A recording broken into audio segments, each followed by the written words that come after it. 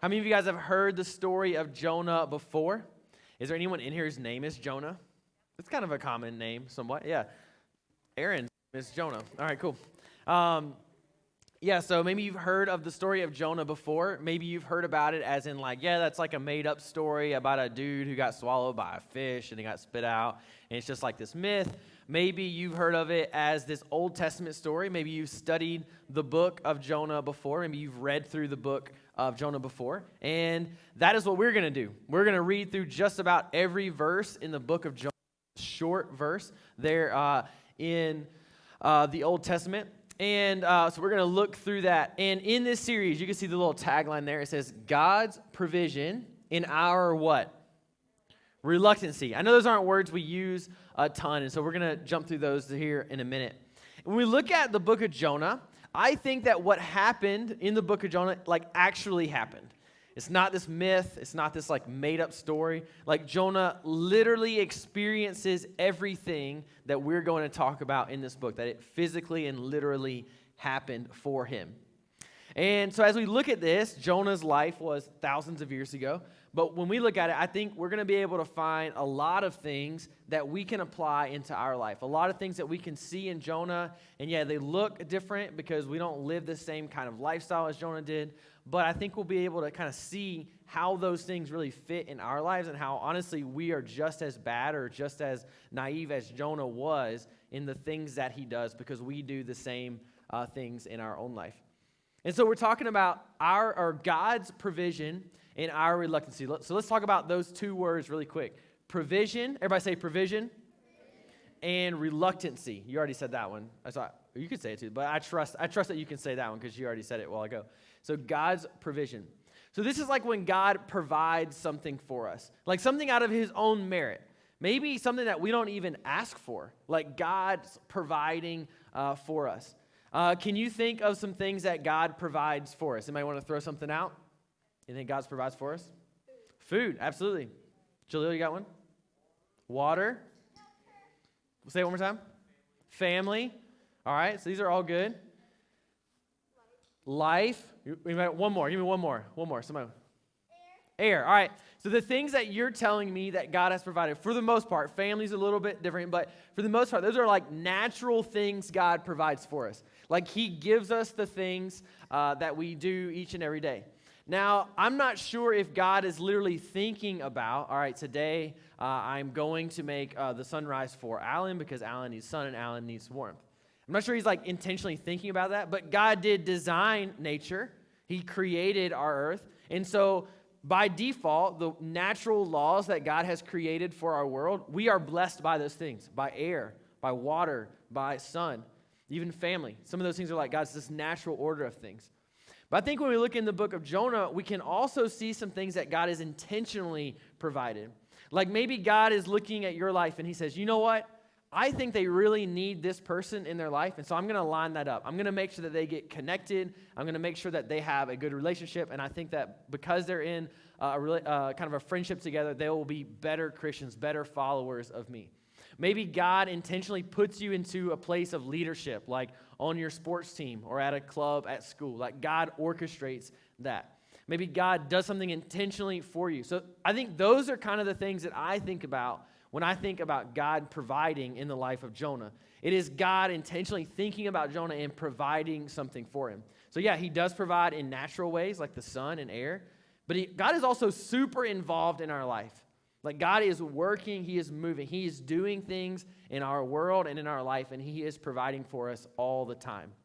And there are times when God is doing something, when he is really working, he is moving, there's something going on, he's up to something, and we are very reluctant about it. God is doing something in your school, God is doing something in your life, and you're like, hold up, I don't actually want to have anything to do with that. It's actually about 6 years ago, I was sporting an Android phone. It looked a lot like this phone right here, the HTC Sense. So this was 2014, all right? Were any of you born in 2014? I'm just kidding. 6 years ago, I was sporting an Android, and I loved my Android. It had a bigger screen than the iPhone. It had a removable memory, so you could slide in a new card in the side, a micro SD card, and get extra storage. I had an Android tablet at the time. Man, I loved my Android, and I thought Android. How many of you guys have an iPhone? Updated to the new thing, you got, what do they call them, widgets? You know, Androids had those for like 10 years. And like iPhone just now decided that, oh, it would be cool if we had these things. Yeah. So like I loved my Android. It was like the coolest thing ever. But all of my friends, all of my family, all the kids who were in my youth group at the time, all had iPhones. And they thought I was an idiot because I didn't have an iPhone. And I was like, I love my Android. It's like the coolest thing ever. I felt like it was just like the best. And then in September 2014, iPhone released the iPhone 6 Plus. Yeah, the 6 Plus. And I was like, finally, a screen that fits in my hand. I don't have to like squint to look at it. And it's like a big phone. And so I was like, okay, I'm getting made fun of enough at this point. I will go and get the new iPhone 6 Plus. And so for Christmas that year, my wife and I both got new iPhones. She got the 6, I got the 6 Plus.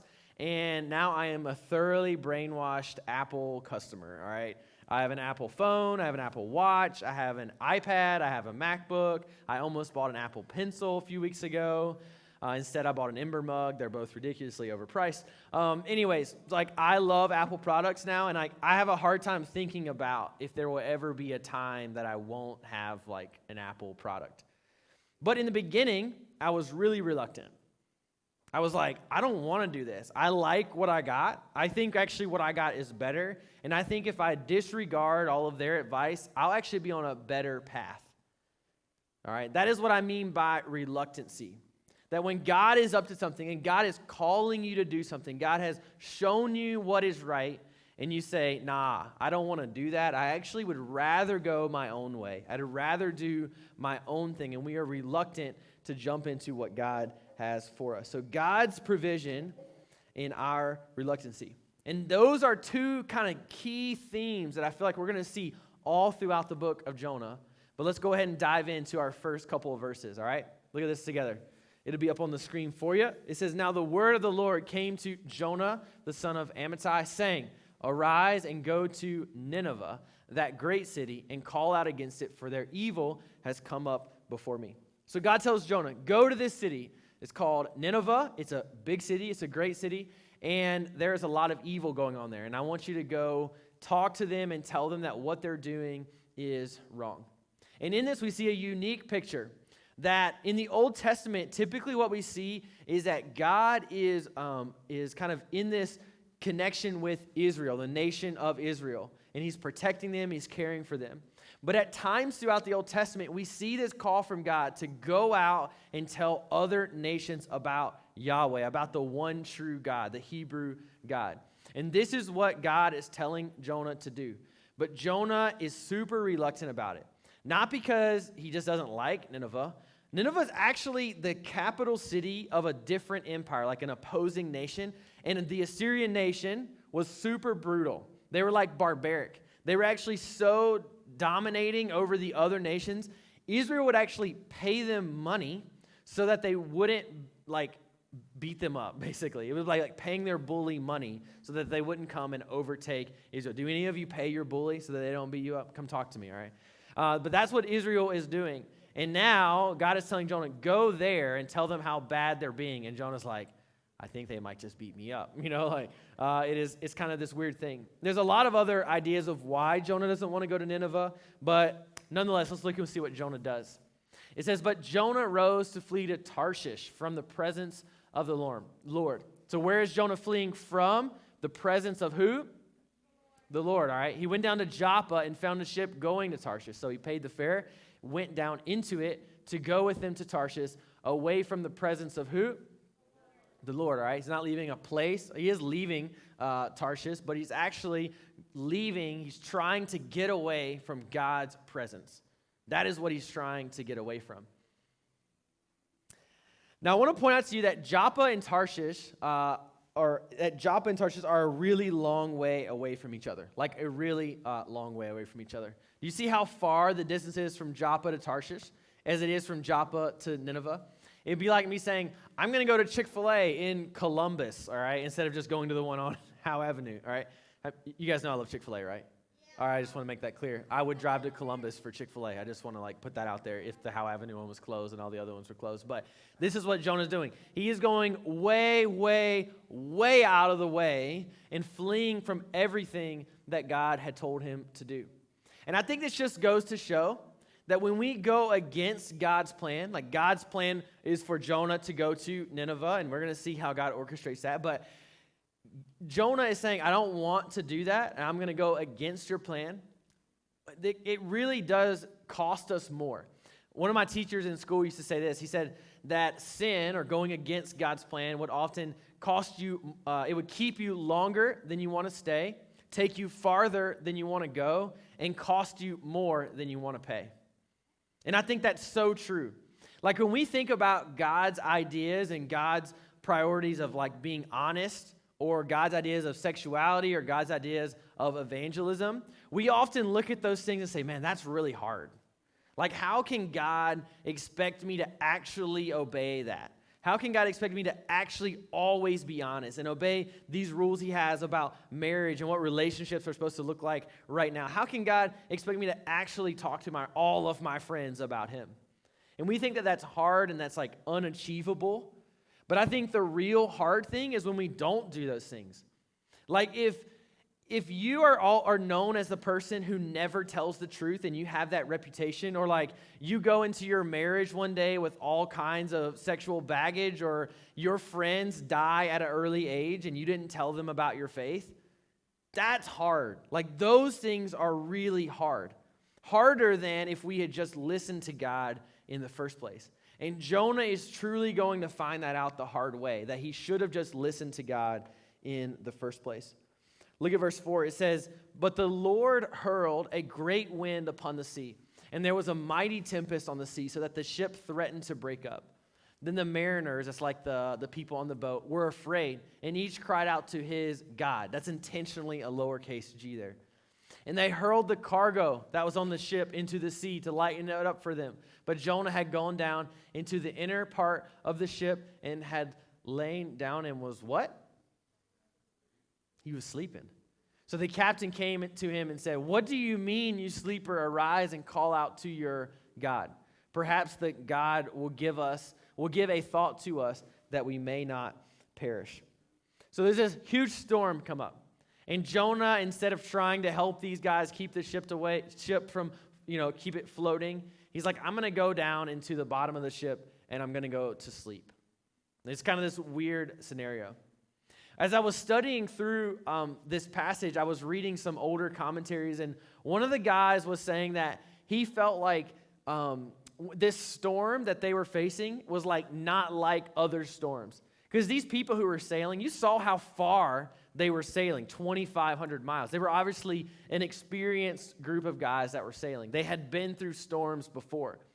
One guy, he described the storm. He said the storm was probably they were in the middle of this storm, but they could see boats off in the horizon that were just fine.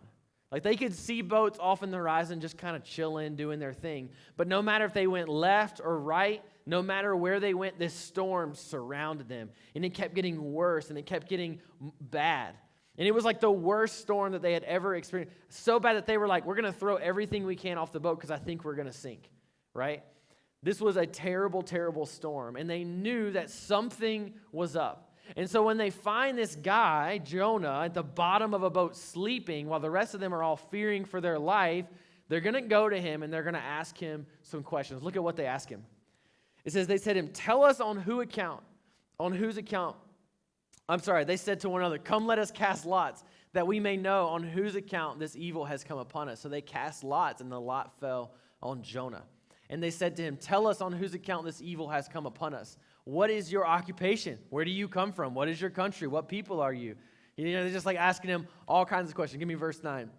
It says, "And he said to them, 'I am a Hebrew, and I fear the Lord, the God of heaven, who made the sea and the dry land.'" He made the sea that we are in the middle of this storm, and he made the dry land that he's keeping us from getting to. "And then these men were exceedingly afraid, and they said to him, 'What is this that you have done?' For the men knew that he was fleeing from the" what? "Presence of the Lord, because he had told them." See, Jonah knew, and he was making it clear to these guys, I am the reason that we are in this mess. The God that I serve, the God that I know, is not just some God. He is the God who created the sea, and he created the dry land. And he is the one keeping us. He is the one who's put us in this storm in the middle of the sea. Look at verse 11. It says, then they said to him, what shall we do to you that the sea may quiet down for us? For the sea grew more and more tempestuous. It's getting really bad. He said to them, pick me up and hurl me into the sea. Then the sea will quiet down for you. For I know it is because of me that this great tempest has come upon you. Nevertheless, the men rowed hard to get back to dry land, but they could not, for the sea grew more and more tempestuous against them. This storm is getting worse and worse the longer they go. In this, I really was thinking through this, and Jonah knows that the reason he's in this mess is because he's fleeing God's presence. And instead of Jonah saying, God, I'm not going to flee your presence anymore, I'm going to repent, he would rather be thrown into the ocean. That is how stubborn we're seeing Jonah at this point, that he would rather die than obey God. He would rather die than turn back from what he knew was wrong. See and even after Jonah gave them the solution to the problem, they didn't want to. They didn't want to be held accountable for Jonah's death. Look at what they say in the last couple verses here.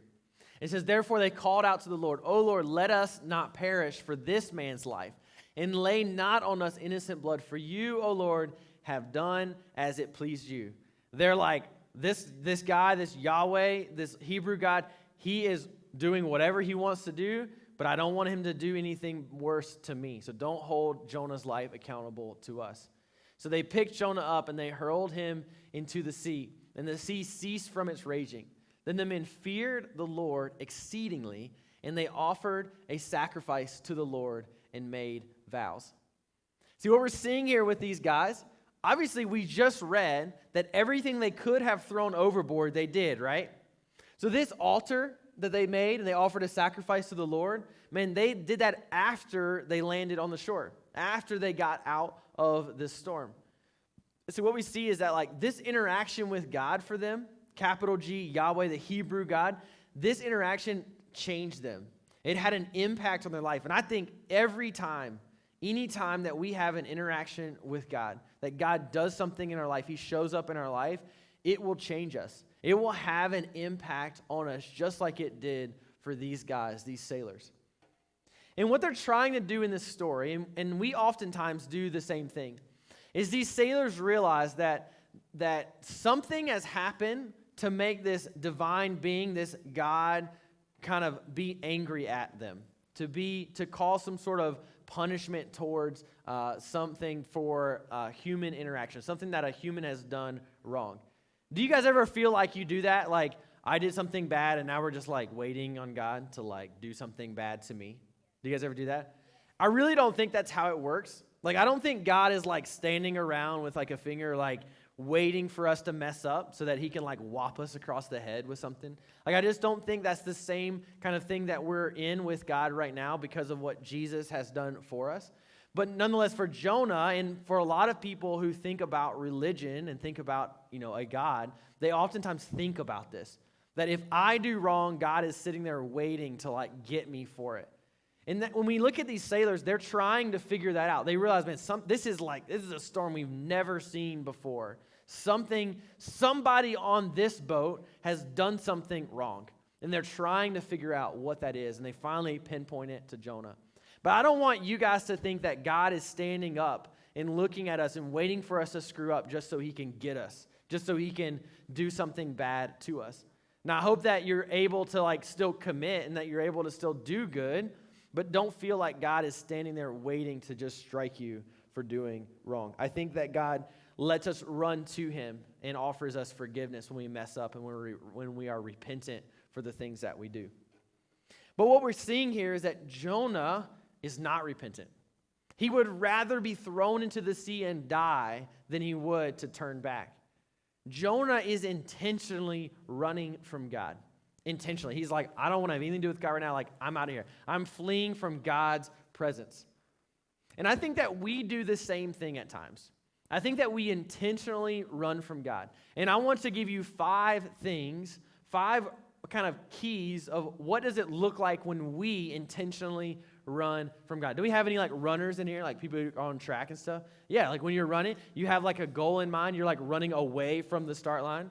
Like that's what we do. We run from God. And when you're running, there are signs. Like you get sweaty. You get tired, like you need water, right? So these are like signs. These are things you can look for in your life to know that you're running from God. The first one is this, that we ignore God's commands. We ignore them. Like this was like the easiest one. Like I feel like you probably already got this one. But think about this verse from Ephesians chapter 4. It says this, do not let any unwholesome talk come out of your mouth, but only what is helpful for building others up according to their needs, that it may benefit those who listen. All right? Don't let anything unwholesome come out of your mouth. How many of you have said something unwholesome or something negative or something mean today? This week? All right, since 2021 started. All right, everybody's hand is up, right? We do this. God has commanded us to not let anything unwholesome come out of our mouth, to not let anything mean or anything, any kind of jab at somebody, anything that's just rude or that's wrong, that's mean towards someone, to not let those things come out, to not talk like that. And yet we do it all the time.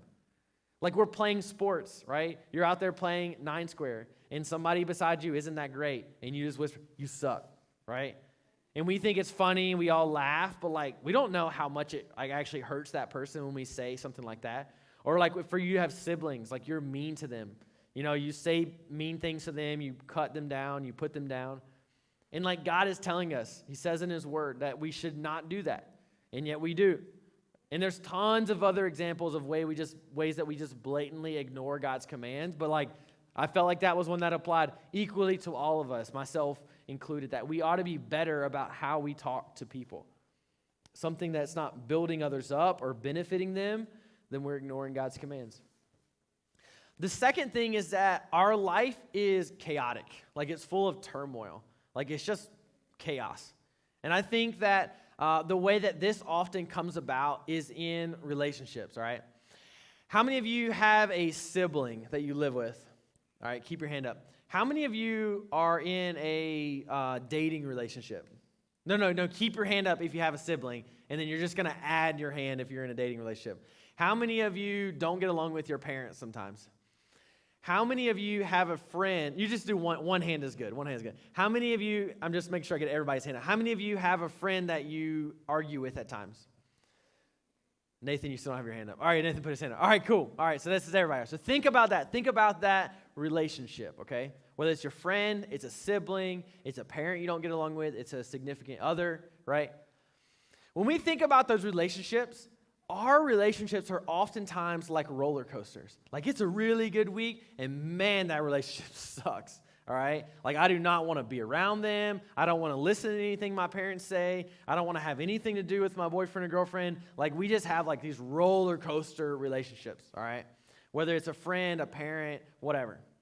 I think that most of the time, when our relationships are like that, when it's a really good day and a really, really bad day, and then like a few days later, it's a really good day and then a really bad day, I think that it's oftentimes because we're not following God's rules and ideas about relationships. I find it true in my own marriage. Like when my wife and I are fighting and we're having an argument about something, it's usually because one of us, usually me, is not doing the things that we should do. Like I'm mad at my wife for something, and really, I just need to be more humble about it and realize that it's okay, to forgive, to not be bitter. And whenever our relationships are full of turmoil, when our relationships are chaotic, it's oftentimes because we are not following God's plans for that relationship, not following God's ideas about relationships. And I think that's so true in our lives, that when we think of our relationships as chaotic, that should be a sign for us. I'm intentionally running from God. I'm intentionally not doing the things that God is telling me to do. Here's the third one that I thought about, is that we go to sleep. Like not actually asleep. Jonah is literally in the bottom of the boat asleep. But I think we get this sense of apathy. Do you guys know what apathy is? It's just like, I don't care. I don't want to do anything about that. I'm just done with it. I don't feel like dealing with that. Because we know we're ignoring God's commands. We don't want to have anything to do with it. We know that our life is a little bit chaotic with our friends and our parents and we know that it's a little bit chaotic, but we don't feel like dealing with it. We don't feel like owning up to the fact that we're doing something wrong, and so we become apathetic. Our life is full of apathy where we're just like, we sweep it under the rug. We don't want to deal with it. So if you can think about in your life, an area of your life where you've just become like, I don't want to deal with that anymore, then you're just kind of going to sleep in that area. Now, Jonah literally went to sleep. I just think it's so weird that he actually went to sleep. We oftentimes don't do that. Sometimes you might get in a season of depression or anxiety and it feels like you just kind of want to go to sleep. I think oftentimes the way that we handle that apathy in our life is we spend so much time on something else. Like we are in a sport, but we know that our relationship with our parents sucks, but so we just no, Mom and Dad, I got to practice. And we practice all the time. We spend all of our time practicing our sport and doing our sport and getting better at our sport that we don't have to deal with the other crap in our life. And I think that's how it portrays itself in our lives. I know that it's the same way for mine. Another thing I thought about is that, and this is pretty far in the process, but we begin to reap what we sow. We begin to realize that, man, our sin is really coming back to haunt us. I think that the biggest way this showed up in my life, and I told our high schoolers, because I taught this to them on Sunday, that I hesitated to share this story, but I think it's just important, especially as you guys are growing up and you're in the world of technology. I think that the biggest way this showed up in my life was in high school, when I realized and I found myself looking at porn. And I realized that over time, when it first started happening in my life, I was like, this is fine. This is kind of cool. I kind of like this. And then as it continued to grow in my life and I saw it become a habit, I realized that this really messes with me. This really affects the way that I look at people. This really affects the way that I have relationships with people. This really affects the way that I treat people. And I realized that the sin in my life that I had began to plant was really coming to harvest. That I was really kind of having to deal with the detriment and the problems of my own wrongdoing, of my own sin. And I think Jonah is dealing with the same thing.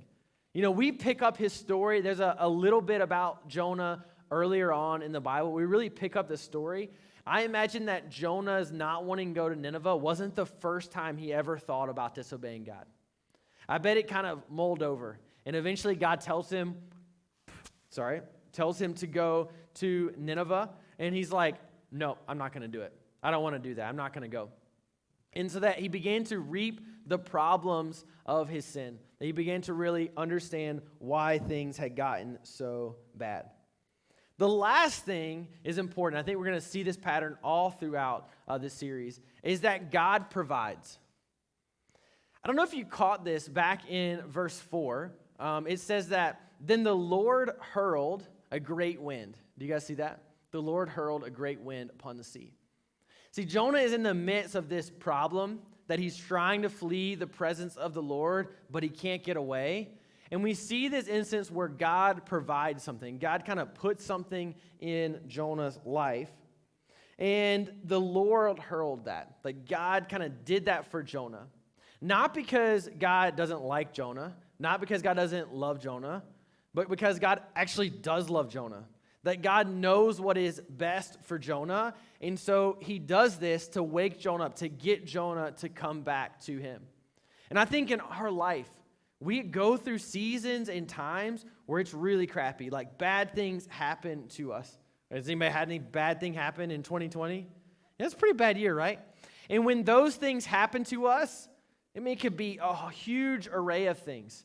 A sickness in our family, something happens with school, something happens with a relationship. And we're like, how can this be? How can there be a God and also all these bad things that happen to me? And I think that there are times that when those bad things happen, God is actually in the middle of that. That God is actually orchestrating that, not because he hates us, because he actually loves us. We look at those instances and see that we think that they're evil. They're not actually evil. It's actually God working together something to bring us back to him. And for Jonah, we might look at a storm that these guys were so fearful, they thought that they were going to die. We look at that and we say, we look at it now and we see, no, God was actually working that for his good. God was actually working that to wake Jonah up from the bottom of his boat and get him to come back to him. And while Jonah in this point in the story hasn't repented, hasn't turned back, we're going to see that God continues to provide even when Jonah is reluctant. And that is what he does for us. That when God is doing something, God is calling us to something, and we're reluctant, God will provide for us. Sometimes that looks really good. Like we need something, like we need God to provide some big thing in our life, and God shows up and provides that for us, and we give him thanks for it. And I think there are times, and I know there have been times in my life where God has provided something that didn't look great. I just thought it was like, man, this is really painful, this is really bad. But God was actually using it to really pull me back in, to be used in his story, to do the thing that he was calling me to do. So in this story tonight, I just got a couple minutes. In this story tonight, there are two groups of people. The first one is that there are Jonahs, all right? So you're in this room, and I'm telling you, if you're a Christian in this room, you do not have everything together. You have not figured it all out. You are not living a life fully submitted to God, where every area of your life is fully reflecting everything God has called you to do. There is some area in your life, you all admitted that you don't have great things coming out of your mouth, at least this week, There's some area of your life that you are in some ways intentionally running from God. And if you connect with that and you resonate with that, then that is something that I think you should work on. Something that you should work on repenting and turning back, to jumping back in to God's plan and God's way. And I think that we oftentimes can relate with Jonah in this story, that, man, there is some part, maybe it's the things that I say, maybe it's my relationship, maybe it's something that I'm addicted to, maybe it's something about honesty. I don't know. I think there's something in all of our lives that we are running from God, that we are disobeying his commands. And if you're not sure, look at the signs. Like, in what part of your life are you ignoring God's commands? In what part of your life is there chaos? Is there turmoil? In what part of your life is God providing in an unlikely way? In what part of your life, what are the other ones I said? Are you reaping what you sow? What part of your life are you very apathetic? Think about that. What part of your life are you running from God? Now, some of you in here are like, yeah, I don't resonate with that because I don't think God's called me to anything. And maybe you resonate more and you connect more with the sailors. You're like, yeah, God hasn't actually called me to really anything because I don't really know who this God is. When these sailors met God, experienced God for the first time, it changed them. It really shaped their life. And I think that it will for you. If you're in this room and you have no idea what a relationship with God is or looks like, when you meet God, when God really impacts your life, it will impact your life. It will change things for you. And so maybe you resonate with Jonah. Maybe you resonate more with the sailors. And I would encourage you to maybe look at your card. It says, circle one there at the bottom. Which one do you resonate with more? Do you feel like there's an area of your life that you're running from God? Circle Jonah. Do you feel like you have no thing to run from God because you don't know God? Circle the sailors. And maybe that's a good mental reference for you. Either way, if you're in this room and you're like, yeah, I am running from God in some area, and you want to talk to a leader about that, I would encourage you just tap them on the shoulder after this and say, yeah, man, I'm really struggling with how I talk to my parents, and I really want to work on that. Whatever area that is of your life. Maybe you circled the sailor because you want a relationship with God, and you don't know what that looks like. I would encourage you to also talk to a leader. Talk to me or Alex. Yeah, talk to us and ask us what that looks like and what that means. So my hope is that you look and you find areas, where am I running from God? And you stop. That you just stop running from God. It is better in the end that we follow God's plan than it is that we go against it. And as we study more into the life of Jonah, we will certainly find that to be true. All right, let me pray for you guys. God, we do thank you even just for the story of Jonah, that we get to look and read about him and about what his life looked like. And God, as we see traits of his life that are present in ours, I pray that we would make the right choice, that we would turn to you, that we would repent, that we would begin a relationship with you. And I pray that that would be evident in our lives by the way that we act and by the way, the things that we do. So Lord, help us to do that this week, that we run towards you and not from you. And we pray all that in Jesus' name. Amen.